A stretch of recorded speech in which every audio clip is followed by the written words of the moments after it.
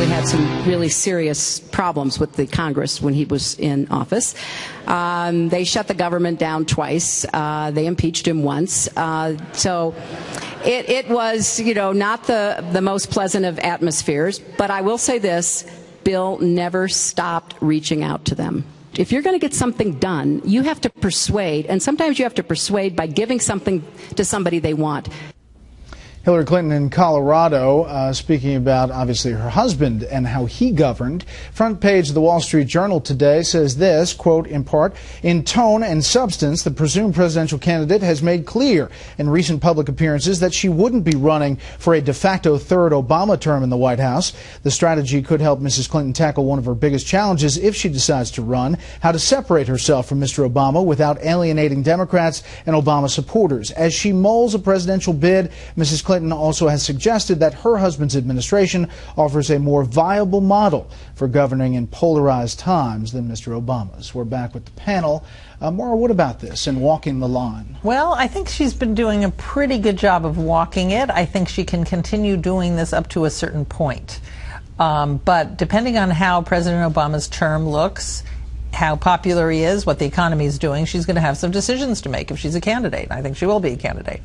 She can't run for a third term of Barack Obama, even if he was doing great, because I don't think that would work. She also can't run as a restoration of the Clinton administration. She has to come up with her own vision and her own reason for being president. She hasn't done that yet. So that's why everybody's watching for every single bit of daylight that she puts between her and Barack Obama. Bill Whalen, a research fellow at Hoover Institution, had this to say about that. If the president had 60% approval rating, she would be hitching her wagon to him.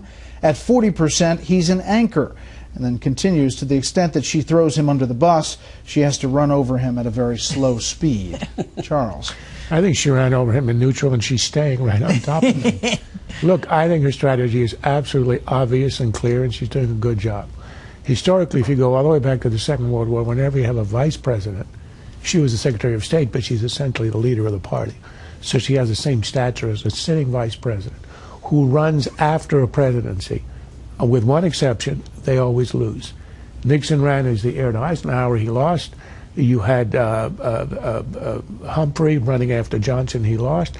And Gore running after Clinton. The only exception, of course, George Bush Sr., because Reagan was such a successful and popular president.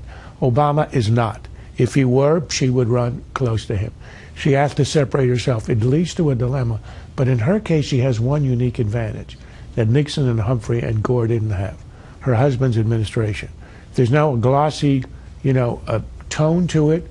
We had peace and prosperity. It was a glorious decade. Whether because of her husband or not is irrelevant. And that is her implicit message. It is a restoration. It's not explicit. But look at what she said. My husband was able to work with the other side even after impeachment. It's clearly a separation, and clearly she's going to run on her name and the husband's legacy, and that's exactly what you would do if you were in her shoes. Meantime, courting Republicans. You had Mark Salter, former Republican chief of staff to Senator McCain, also, as the New York Times wrote, a neocon fellow traveler, said, and quoted in the New York Times, that in the event of a Rand Paul nomination, quote, Republican voters seriously concerned with national security would have no responsible recourse but to support Mrs. Clinton for the presidency. What about that? Yeah, I don't buy that argument. At this point, it's unclear that Hillary Clinton is doing much to distance herself from Barack Obama's foreign policy and national security.